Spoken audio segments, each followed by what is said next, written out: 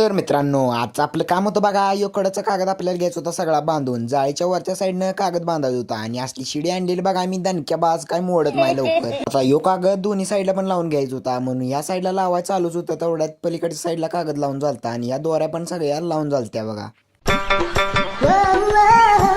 आणि आपल्या शेडचं झालं बघा खटमध्ये सगळं नियोजन गच्चच आणि सगळी जोडणा लावून घेतलेली बघा. आता आणायची राहिलेली फक्त आता पिल्ली. आता आपला भाऊ म्हणला तासगाव जायला लागतंय. मग चल म्हटलं, तो तर म्हणतोय आता तुझ्या संग रोज पळा येणार आहे. मग म्हटलं बूट आणायला जायला लागतंय. मग म्हटलं चल आमच्या भैयाच्या दुकानात. आणि दुकानात गेल्या गेल्या धावलं बघा निवार दणक्याबाज बूट. आता ह्यो बूट त्याला आवडलेला बघा. ह्यो बूट परफेक्टपणे बसत होता. मग ह्योच बूट घेतला बघा आणि दिलं पैसे बिसे सगळं पाक. मग काय डिगे में बूट डालने के बाद सीधा हम आ गए ठूसने के लिए. तो इधर हम बैठे थे ऐसे ठोस रहा था साला. आता ही खाता खाता झाला की दांगा. व्हिडिओच्या नादात अंगावर सांडून घ्यायला लागले बघा.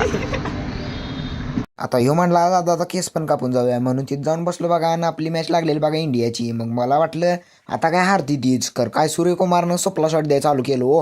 मग आता केस कापून तर चालती. आता चाललेलं बघा घराकडं. आता मजी थांबके 2 आईस्क्रीम लिया और आलो बघा परत गाडी झुंगवतच घराकडं.